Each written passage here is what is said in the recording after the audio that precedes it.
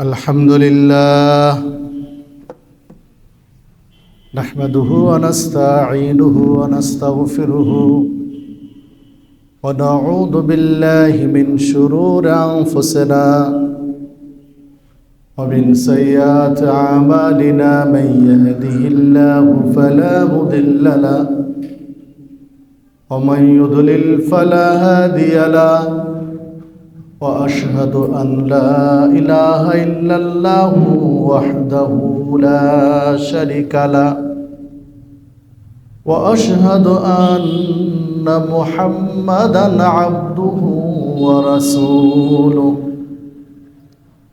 أرسله بالحق بشيرًا ونذيرًا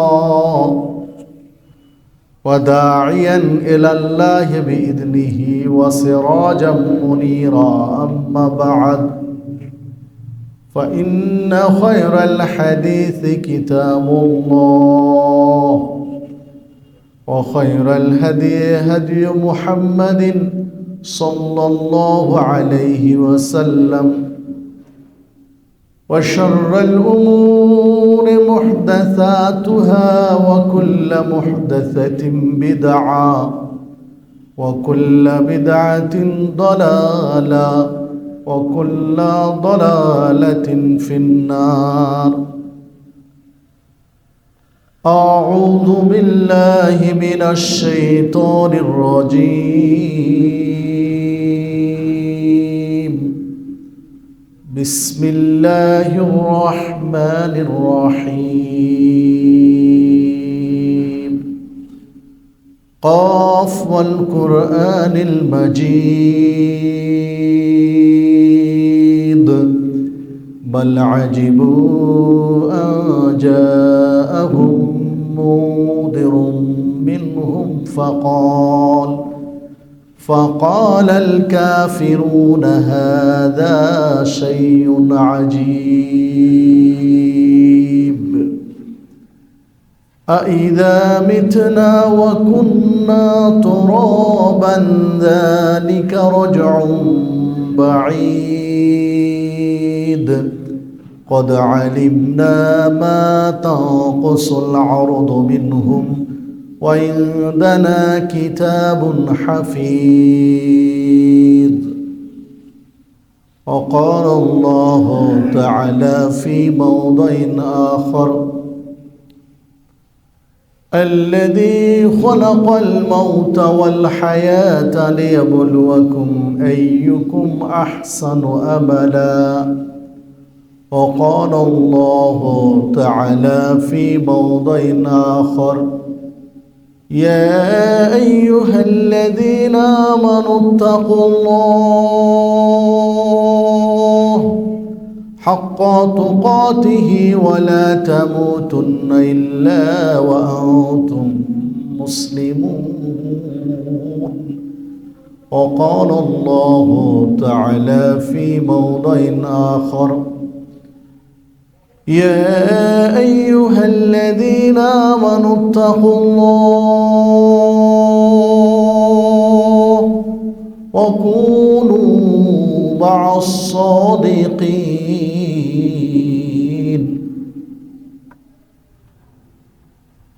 عن مالك بن حارث رضي الله عنه قال قال رسول الله صلى الله عليه وسلم ما جيبان جايان أرسل في غنام فأفسد لحم من حرص المرء على المال والشرف لدينه.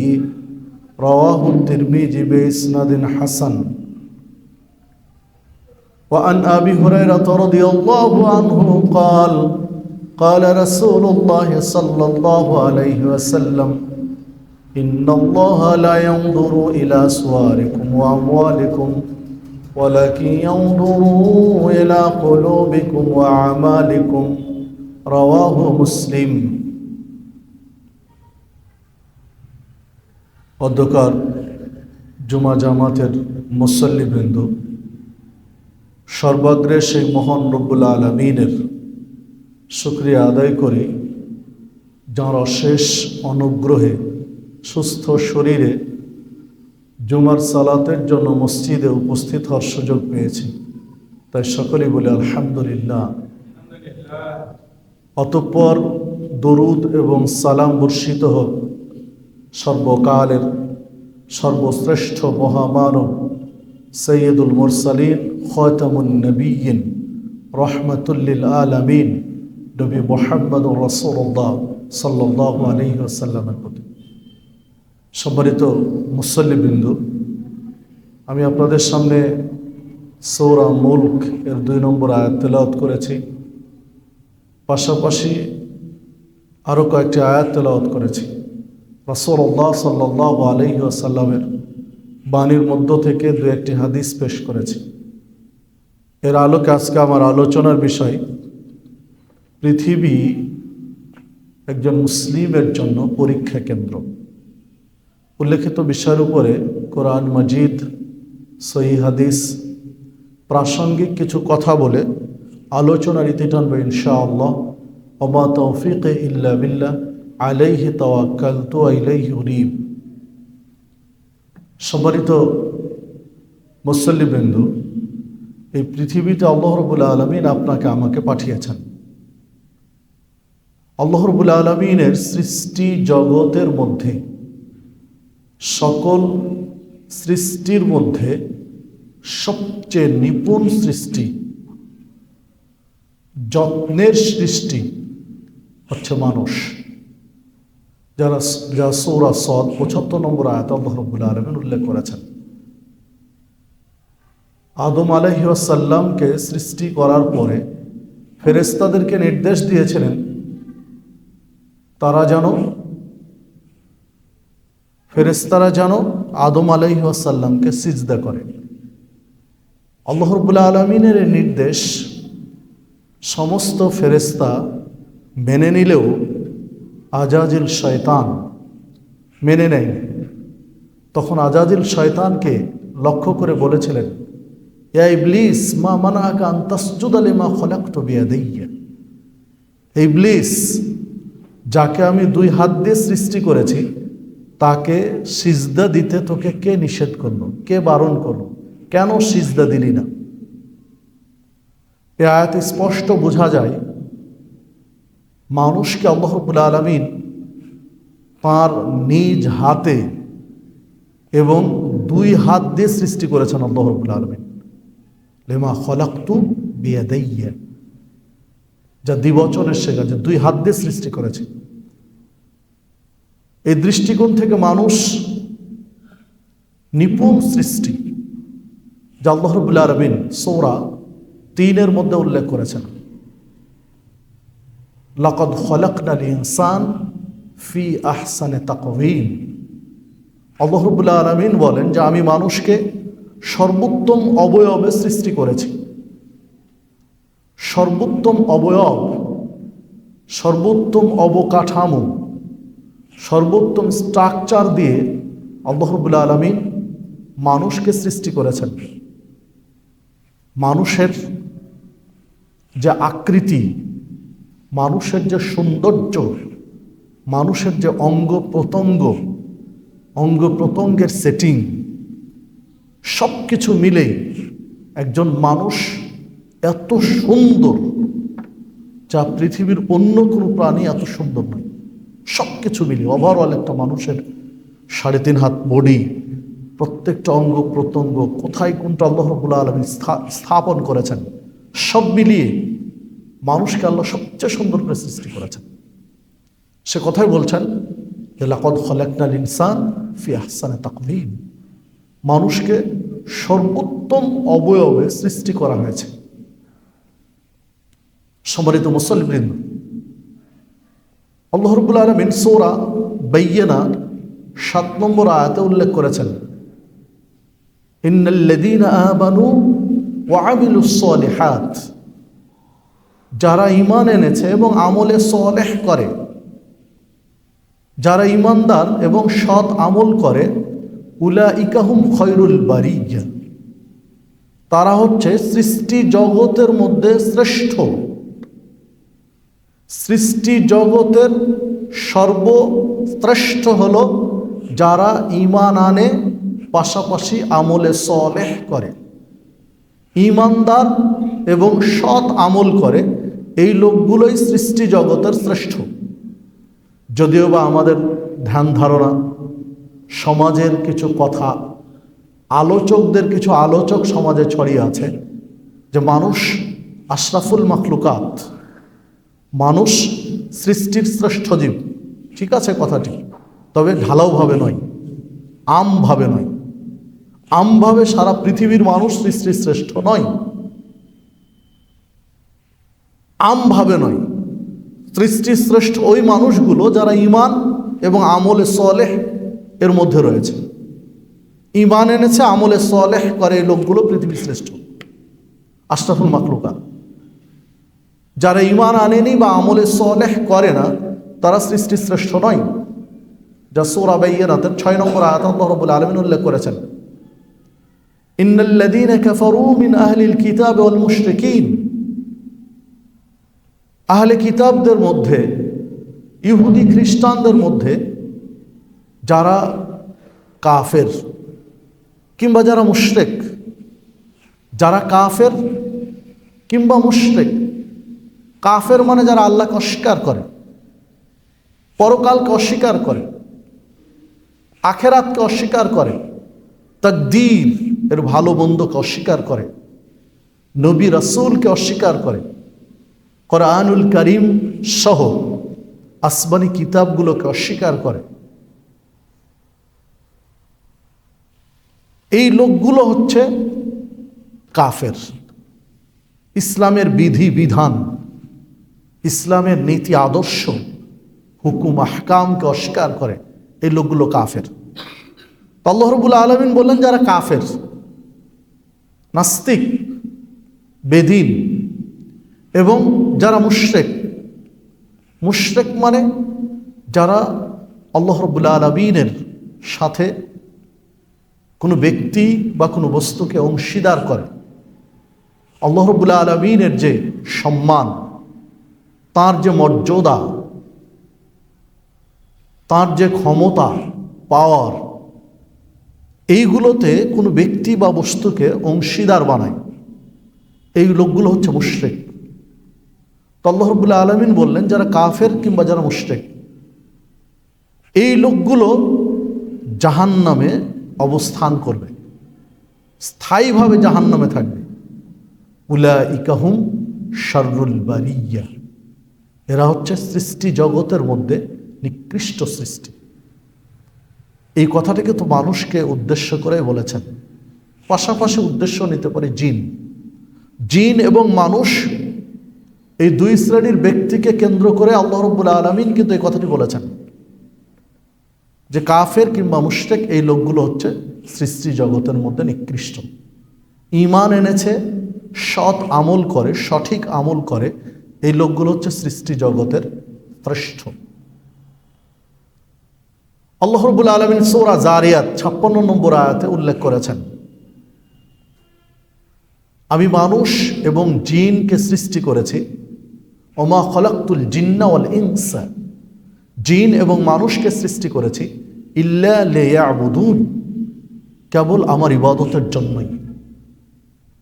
আল্লাহ রাব্বুল আলামিন আপনাকে আমাকে সৃষ্টি করেছেন, আপনাকে আমাকে পৃথিবীতে আসার সুযোগ দিয়েছেন তার ইবাদতের জন্য। তার ইবাদতটা হচ্ছে আপনার আমার জীবনের মূল লক্ষ্য। তার ইবাদতটা ঠিক রাখতে হবে, এরপরে অন্যান্য কাজকাম করতে হবে। ব্যবসা বাণিজ্য, চাকরি বাকরি, কৃষি, ক্ষেত খামার বা যা কিছুই বলি না কেন, প্রত্যেকটা কাজই হবে আপনার আমার জীবনের দ্বিতীয় অধ্যায়। প্রথম অধ্যায় হবে আল্লাহর ইবাদত। এই ইবাদতটা করার জন্যই আল্লাহ রাব্বুল আলামিন মানুষকে সৃষ্টি করে পৃথিবীতে পাঠিয়েছেন। তো এই ইবাদতটা করছি কি না, এই ইবাদতটা কে কিভাবে করছি, যেহেতু আল্লাহ রাব্বুল আলামিন উল্লেখ করেছেন যে সৃষ্টির শ্রেষ্ঠ তারাই যারা ঈমান আনে এবং আমলে সলেহ করে, আমিলুস সলেহা তথা আমলে সলেহ করে। শুধু যদি বলতেন যে আমল করে, তাহলে না হয় বেঁচে যেতাম, এত পরীক্ষা নিরীক্ষা দরকার ছিল না, আমল করলেই হচ্ছে। তাহলে হয়তোবা এত প্রসেসিং, এত সিস্টেমের দরকার ছিল না। কিন্তু আল্লাহ রাব্বুল আলামিন যেহেতু আমলে সলেহ, সৎ আমল করছে কিনা এইটার জন্য আপনাকে আমাকে পাঠিয়েছেন প্রকৃত মুসলিম, শ্রেষ্ঠ মুসলিম, শ্রেষ্ঠ মানুষ, আমলে সলেহ। এই পরীক্ষাটা আপনাকে আমাকে করবেন। দেখুন আল্লাহ রাব্বুল আলামিন সূরা কাহাফ 110 নম্বর আয়াতে উল্লেখ করেছেন। আল্লাহ রাব্বুল আলামিন বলেন, যে ব্যক্তি চায়, যার মনের বাসনা, যার ইচ্ছা মহান রব্বুল আলামিনের সাথে মোলাকাত করার, সাক্ষাৎ করার, ফালিয়ামাল আমালান সালিহা, ওই ব্যক্তি যেন আমলে সলেহ করে। ওয়ালা ইশরিক বিইবাদাতি রাব্বিহি আহাদা লিমান কানা ইয়ারজু লিকা রাব্বিহি ফালিয়ামাল আমালান সালিহা ওয়ালা ইশরিক বিইবাদাতি রাব্বিহি আহাদা। রবের সাথে যদি সাক্ষাৎ করতে চাই, মোলাকাত করতে চাই, আল্লাহর দিদার লাভ করতে চাই, আল্লাহকে দেখতে চাই, দেখা করতে চাই, তাহলে ওই লোকটি যেন আমলে সলেহ করে এবং একক রবের ইবাদতে কাউকে অংশীদার না করে, কারো সাথে আল্লাহর শরীক না বানায়, তাহলে আল্লাহর দিদার লাভ করবে। এই আয়াতও দেখেন আল্লাহ রাব্বুল আলামিন আমলে সলেহ করার কথা বলেছেন। সূরা মুলক এর 2 নম্বর আয়াত আল্লাহ রাব্বুল আলামিন বলেছেন, আল্লাযী খালাকাল মাউতা ওয়াল হায়াত, তিনি সেই ইলাহ বা রব যিনি মানুষের জীবন এবং মরণ সৃষ্টি করেছেন। আল্লাযী খালাকাল মাউত ওয়াল হায়াত, যিনি মানুষের মউত সৃষ্টি করেছেন, হায়াত সৃষ্টি করেছেন, মানুষের জীবন সৃষ্টি করেছেন, মানুষের মরণ সৃষ্টি করেছেন। কেন সৃষ্টি করেছেন জীবন এবং মরণ? লিয়াবলুকুম, আল্লাহ তোমাদেরকে পরীক্ষা করবেন, তোমাদের পরীক্ষা নেবেন।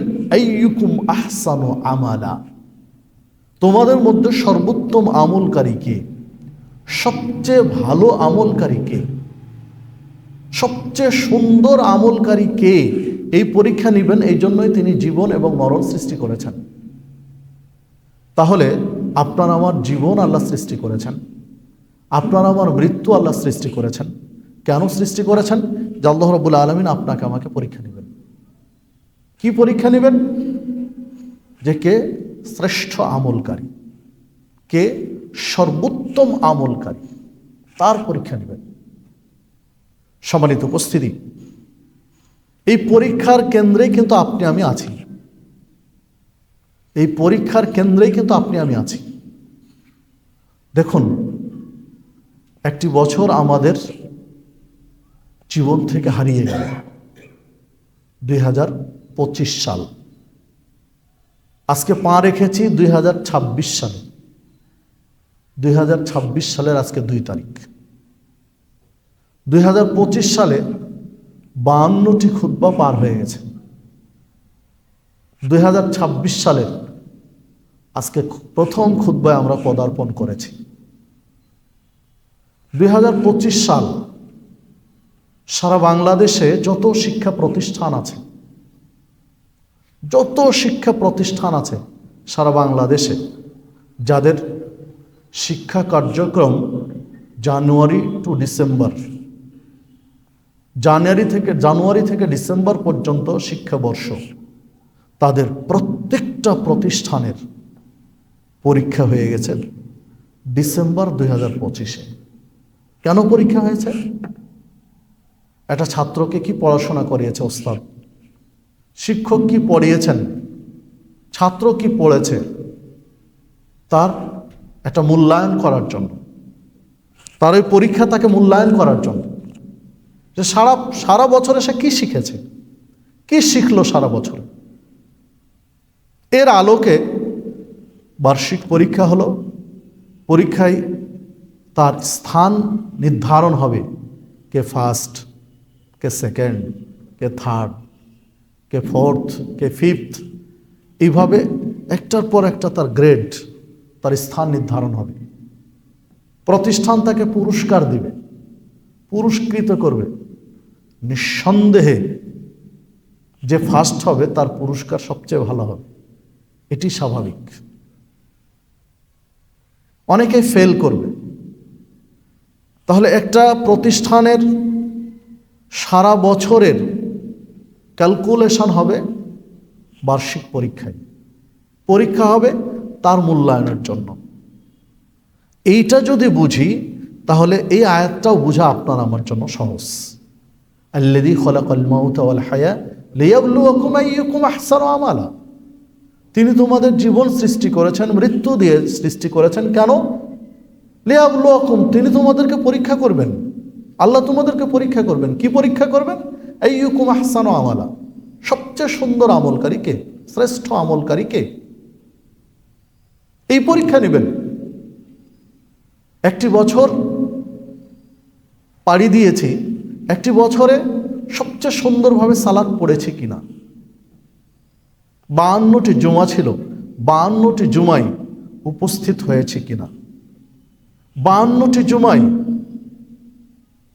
খুতবায় বা মেম্বারে ইমাম দাঁড়ানোর আগে গেছি না পরে। পরীক্ষা তো এগুলোই। কারণ খুতবা শুরুর আগে যারা মসজিদে আসেন তাদের যে মর্যাদা, যারা পরে আসেন তারা সেই মর্যাদা পাবেন না। এটা একেবারে স্পষ্ট আলোচনা। রাসূলুল্লাহ সাল্লাল্লাহু আলাইহি ওয়াসাল্লাম বলেছেন,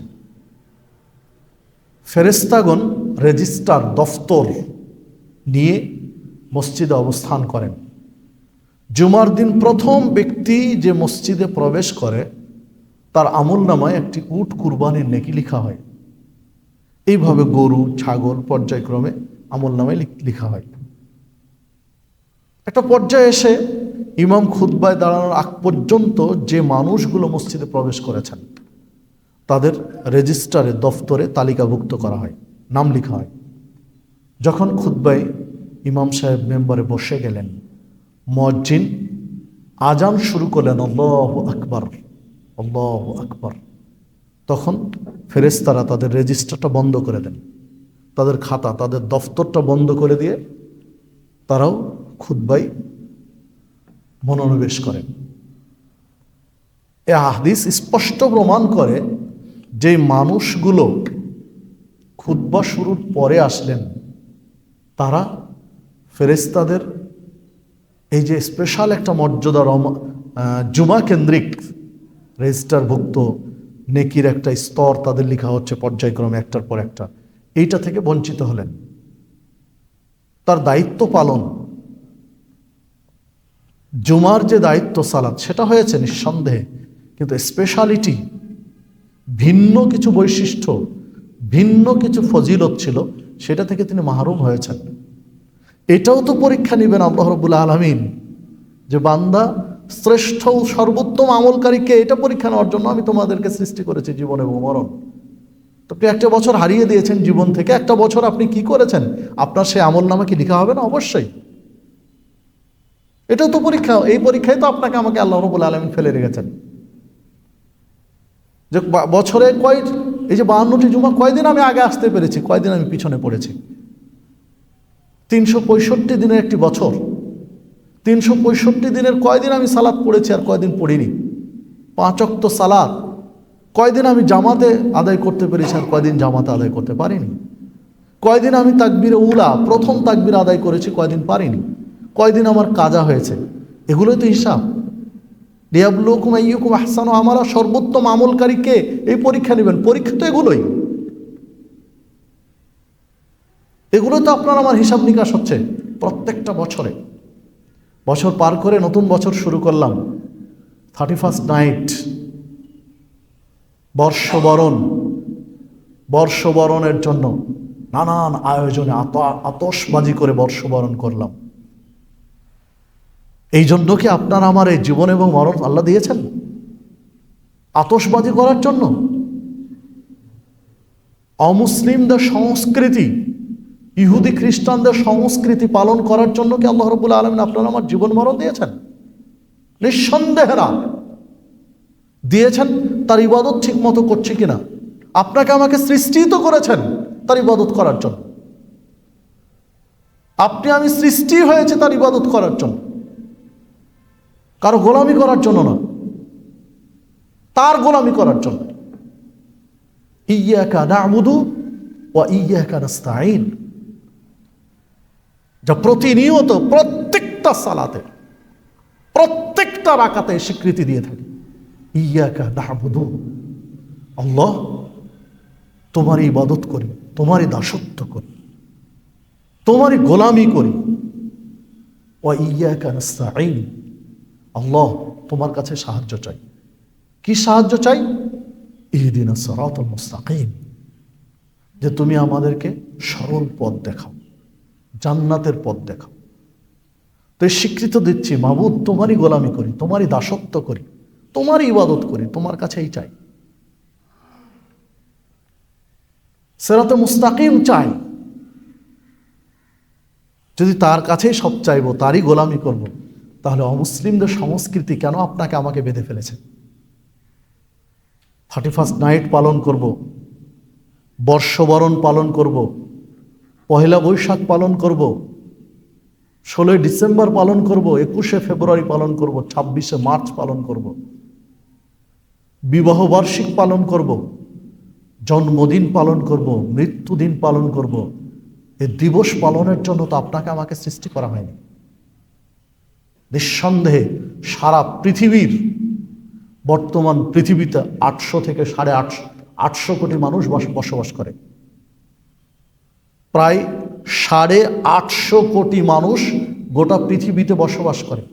850 কোটি মানুষের জন্মদিবসের চেয়ে নবী মুহাম্মদ সাল্লাল্লাহু আলাইহি ওয়াসাল্লামের জন্মদিবসের মূল্য বেশি। তার জন্মদিবস তো কোনো সাহাবী পালন করেননি, তিনি পালন করেন। 850 কোটি মানুষ একদিন মরে যাবে। 850 কোটি মানুষের মৃত্যু দিবসের চেয়ে নবী মুহাম্মদ সাল্লাল্লাহু আলাইহি ওয়াসাল্লামের মৃত্যু দিবসের মূল্যায়ন বেশি। তার মৃত্যু দিবস তো সাহাবায়ে কেরাম পালন করেননি।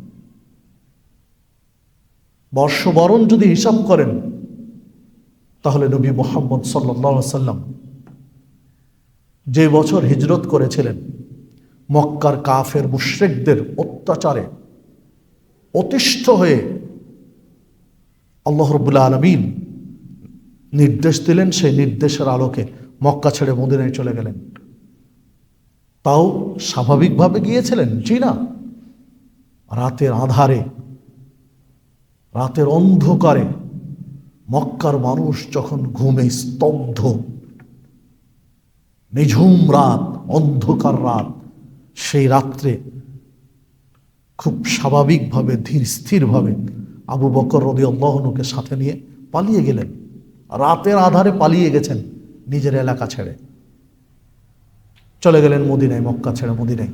মদিনায় গিয়ে আল্লাহ রাব্বুল আলামিন তার উপরে ইহসান করলেন, দয়া করলেন, তাকে ইসলামী রাষ্ট্র দিলেন, রাষ্ট্রীয় ক্ষমতা দিলেন। তিনি মুসলিম রাষ্ট্রের প্রধান হলেন মদিনাতে গিয়ে। এই মক্কা থেকে মদিনায় যে হিজরত করেছেন, এই সাল বা এই দিনটিকে কেন্দ্র করে হিজরি নববর্ষ চলমান বিশ্বব্যাপী। আমরা বাংলাদেশি 3টি নববর্ষ আপনার আমার কাঁধে আছে। বাংলা নববর্ষ, ইংরেজি নববর্ষ, হিজরি নববর্ষ। ইংরেজি নববর্ষ এটা ইসাই, ইহুদি খ্রিস্টান জগতের যে বার্ষিক ক্যালেন্ডার, সে আলোকে ইংরেজি নববর্ষ। বাংলা নববর্ষ, যেই বাংলা নববর্ষ আমরা পালন করছি, যা আপডেট করেছিলেন ভারত উপমহাদেশের দীর্ঘমেয়াদী একজন শাসক, সম্রাট আকবর, যাকে আকবর দ্য গ্রেট বলা হয়, তিনি খাজনা বা অসর কালেকশনের সুবিধায় তিনি বাংলা নববর্ষ চালু করেছিলেন, বাংলা সন তারিখ চালু করেছিলেন, আপডেট করেছিলেন। আর হিজরি নববর্ষ আল্লাহ রাসূল সাল্লাল্লাহু আলাইহি ওয়াসাল্লামের হিজরতকে কেন্দ্র করে এটাকে ধরে রাখার জন্য এই হিজরি নববর্ষ চলছে। তো বর্ষবরণ যদি শরঈ কোনো বিষয় হয় মুসলিমদের জন্য, তাহলে হিজরি নববর্ষ তো হওয়া দরকার ছিল। কিন্তু দেখুন, হিজরি নববর্ষ পালন করা হয় না। আপনি আমি জানিই না যে কোন দিন হিজরির তারিখ শুরু হয়ে যায়। আজকেই যদি বলি যে আজকে জানুয়ারির 2 তারিখ 2026 সাল, আজকেই আমরা জানি না যে আজকে কোন মাস আরবির, কোন তারিখ আরবির, কোন বর্ষ আমরা জানি না। ইভেন বাংলাও জানি না, বাংলার কোন মাস, কোন সাল, কোন তারিখ এটাও জানি না। সম্মানিত উপস্থিতি, তো যে কথা বলছিলাম যে এগুলো আসলে পালনীয় নয়, অমুসলিমরা ছেড়ে দিয়েছে, আমি পালন করছি, তো নিঃসন্দেহে এগুলোও তো পরীক্ষা হবে আপনার আমার জন্য। আমি আপনার আমার জীবনে যদি সঠিকভাবে আমল করতে পারি, তাহলে নির্বাচন করবেন আল্লাহ রাব্বুল আলামিন, পৃথিবীতে ফার্স্ট, সেকেন্ড, থার্ড কারা, অবশ্যই পুরস্কৃত করবেন, সর্বোচ্চ পুরস্কার দেবেন যদি উত্তীর্ণ হতে পারি, পরীক্ষায় পাশ করতে পারি। আর যদি পাশ করতে না পারি, আপনার আমার ইবাদত আমলে যদি ঘাটতি থেকে যায়, তাহলে তো বিচারের মাঠে ধরা খেয়ে যাব। মান তাশাব্বাহা বিকওমিন ফাহুয়া মিনহুম, যে যার সাদৃশ্য গ্রহণ করবে সে তাদের সাথে অন্তর্ভুক্ত, বিচারের মাঠে তাদের সাথেই থাকতে হবে। আপনি যদি আইডল হিসেবে খ্রিস্টানদেরকে মনে করেন, ফলো করেন ইহুদিদেরকে, ফলো করেন খ্রিস্টানদেরকে, ফলো করেন ইংরেজদেরকে, ফলো করেন হিন্দুদেরকে, হাদিসের আলোকে বোঝা যায় তাদের সাথে আপনার হাসর এবং নাসর, বিচারের মাঠ তাদের সাথেই। তাদের সংস্কৃতি লালন করবেন না ইসলামের সংস্কৃতি লালন করবেন, এই সিদ্ধান্ত আপনার। কারণ আপনার কবর আপনাকে সামলাতে হবে, আমার কবর আমাকে সামলাতে হবে। কিন্তু আপনাকে আমাকে ডিসিশন নিতে হবে, সিদ্ধান্ত নিতে হবে যে আমি কার সাথে থাকতে চাই, বিচারের মাঠে উঠতে চাই কার সাথে। আপনার আমার আমলটা সর্বোত্তম কিনা, এই পরীক্ষার কেন্দ্রে আমি আছি। আসুন আপনার আমার এই জীবনটাকে কাজে লাগাই, যে উদ্দেশ্যে আল্লাহ আপনাকে আমাকে সৃষ্টি করেছেন সেই উদ্দেশ্য পূরণ করি। একটি বছর পার হয়ে গেছে, নতুন একটা বছর শুরু করেছি। 2026 সাল আপনার আমার জন্য হোক মুক্তির সাল, যেন পরকালে নাজাত দিতে পারি, পরকালে যেন মুক্তি পাই। এইভাবে জীবনটাকে ঢেলে সাজান। দুনিয়া প্রয়োজন, অর্থ প্রয়োজন, পরিবার প্রয়োজন, সম্পদ প্রয়োজন, এ কথা হাজারোবার সত্য। তবে তার চেয়ে বেশি প্রয়োজন আপনার আমার পরকালীন মুক্তি। একটা সময় আসবে ছেলে মেয়ে আপনাকে দূরে ঠেলে দিবে, স্ত্রী হয়তো বা দূরে ঠেলে দিবে, কিন্তু আপনার আমল আপনার সাথে থাকবে। ইয়াউমা ইয়াফিরুল মারউ মিন আখিহি ওয়া উম্মিহি ওয়া আবিহি ওয়া সাহিবাতিহি ওয়া বানিহি। বিচারের মাঠ বড়ই কঠিন, ভয়ঙ্কর। ভাই ভাইয়ের পরিচয় দিবে না, মা ছেলে পরিচয় দিবে না, মা ছেলেকে দেখে পালাবে, ছেলেকে দেখে বাবা পালাবে, স্বামীকে দেখে স্ত্রী পালাবে, বাবা সন্তানকে দেখে পালাবে, সন্তান বাবাকে দেখে পালাবে, কেউ কারো পরিচয় দিবে না বিচারের মাঠ। তাহলে অর্থ যতটুকু প্রয়োজন, সংসার যতটুকু প্রয়োজন, তার চেয়ে বেশি প্রয়োজন আপনার আমার আমল। কারণ আমলটা আপনার আমার সাথে থাকবে। ইয়াতবাউল মাইয়াতা সালাস, 3টা জিনিস কবরে যায় মানুষ মারা গেলে, আহলু আমালু আমালু, আহাল পরিবার, কিছু সম্পদ, আর আমল। ফায়ার যে স্নান, 2টা ফিরে চলে আসে কবর থেকে। লাশ কবরে নামিয়ে দিয়ে, লাশ দাফন করে দিয়ে, আহাল পরিবার গুণগ্রাহী সবাই চলে আসে। সম্পদ যেগুলো সাথে গিয়েছে, সম্পদগুলো চলে আসে। ওয়ায়াবকা মা হুয়া আহেদ, কিন্তু একটা জিনিস কবরে থেকে যায়, সেটা হলো আমল।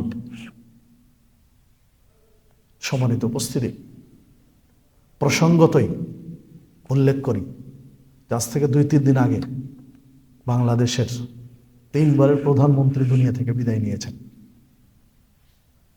সবাই দেখেছেন কি পরিমাণ মানুষ হয়েছে। স্মরণকালের ইতিহাসে অবাক করা মানুষ তার জানা যায়। দেখুন, লাশ কবরে রেখে দেওয়া হয়েছে। কি নিয়ে গেছেন সাথে? 3টা কাফনের কাপড়। একজন মিসকিন, একজন ফকির যে 3টা কাফনের কাপড় নিয়ে যান, তিনিও কিন্তু তাই নিয়ে গেছেন, বেশি কিছু নিয়ে যেতে পারেন। একটা মিসকিনকে যে 3টা কাফন দেওয়া হয়, তাকেও তাই দেওয়া হয়েছে। লক্ষ লক্ষ মানুষ, তার গুণগ্রাহী সবাই কিন্তু ফিরে এসেছে। কবরের ভয়াবহ রূপ থেকে পার্টিসিপেট করার জন্য, অংশগ্রহণ করার জন্য কেউ তার সাথে ছিল না। কবরে নামিয়ে দিয়ে মাটি দিয়ে ঢেকে দিয়ে সবাই চলে এসেছে। যে সম্পদগুলো সাথে গিয়েছিল সব চলে এসেছে। কনকনে শীত, প্রচন্ড ঠান্ডা, একটিবারও কেউ ভাবেনি যে একটা কম্বল দিয়ে আসি, একটা বিছানা দিয়ে আসি, কেউ ভাবেনি। কিন্তু তার সাথে কি আছে? আমল। তিনি যে আমল করেছেন সেটা আছে। ছোট্ট একটা উদাহরণ, রিসেন্ট ঘটনা, তাই বললাম। আপনার সব কিছু ছেড়ে আপনাকে যেতে হবে, কেউ আপনার সাথে যাবে না, সব কিছু বিদায়, শুধু আপনার আমল সাথে আছে। এই পরীক্ষাটা নেওয়ার জন্যই কিন্তু আল্লাহ রাব্বুল আলামিন জীবন এবং মরণ দিয়েছেন, যে আয়াতটি পাঠ করেছিলাম। আসুন এই পরীক্ষায় উত্তীর্ণ হওয়ার চেষ্টা করি। কি করবেন এত টাকা রেখে, হাজার হাজার কোটি টাকা রেখে কি করবেন? লক্ষ লক্ষ ফলোয়ার পৃথিবী দেখে রেখে আপনি কি করবেন? কোটি কোটি আপনার ফলোয়ার, আপনার অনুসারী রেখে কি করবেন? যদি আপনার সাথে কিছু আমল থাকে, যে আমলের বিনিময়ে আপনি জাহান্নাম থেকে মুক্তি পাবেন, জান্নাতে যেতে পারবেন, তাহলেই জীবনের সফলতা। ফামান জুহজিহা আনিন নার ওয়া উদখিলাল জান্নাহ ফাকাদ ফাজা। আল্লাহ রাব্বুল আলামিন বলছেন, যে ব্যক্তিকে জাহান্নাম থেকে মুক্ত রাখা হলো এবং জান্নাতে যাওয়ার সুযোগ দেওয়া হলো, এই লোকটি সফল কাম, এই লোকটি স্টাবলিশড, প্রতিষ্ঠিত। এই লোকটা তো প্রতিষ্ঠিত, যে জাহান্নাম থেকে মুক্তি পেয়েছে, জান্নাতে যাওয়ার সুযোগ পেয়েছে, তার জীবনই সফল। বাকি সবার জীবন ব্যর্থ। কারণ আপনি আমি পৃথিবীতে আছি কত বছর? বড়জোর 100 বছর। বড়জোর 100 বছর পৃথিবীতে আছি। পৃথিবী যদি আরো 1000 বছর বয়স থাকে পৃথিবীর কিয়ামত হতে, তাহলে কবরের জীবন 1000 বছর। তো পৃথিবীর 100 বছরের সুখ স্বাচ্ছন্দ্য নিয়ে কি করবেন কবরে যদি 1000 বছর মার খেতে হয়? বিচারের মাঠ একটা দিন হবে দুনিয়ার 50,000 বছরের সমান। তো 100 বছরের সুখ দিয়ে কি করবেন যদি 50,000 বছরের সমান একটা দিনের কষ্ট পেতে হয়? অনন্তকাল হচ্ছে কিয়ামতের পরে জান্নাত জাহান্নাম, সেখানে যদি কোটি কোটি বছর আগুনে পুড়তে হয়, তাহলে আপনি 100 বছর সুখ দিয়ে কি করবেন? বরং 100 বছর কষ্ট করে যদি সেই পরকালে বরজাখী জীবনে সুখ পান, সেটাই আপনার আমার জন্য কল্যাণকর।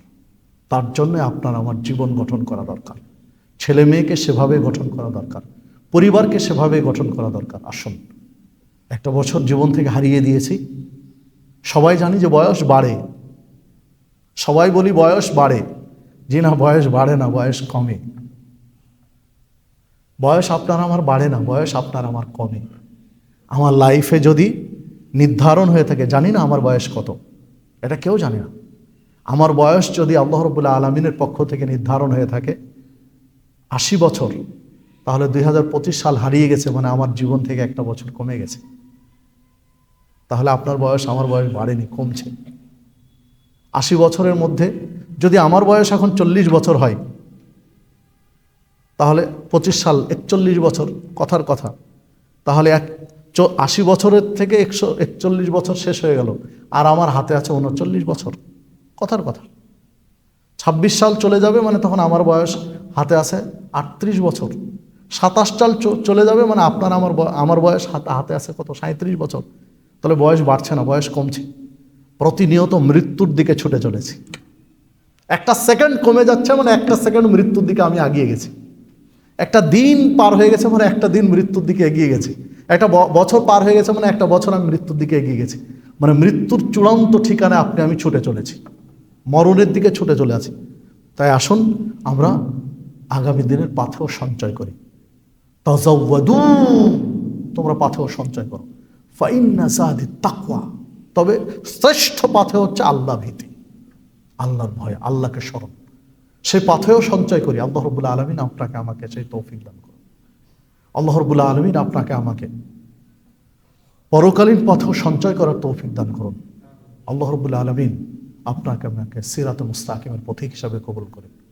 আল্লাহ রাব্বুল আলামিন আপনাকে আমাকে জান্নাতি ব্যক্তিদের তালিকা অন্তর্ভুক্ত করে নেন। আমিন। আকুলু কাওলি হাযা ওয়াস্তাগফিরুল্লাহ ওয়া লাকুম লিসাইরিল মুসলিমিন।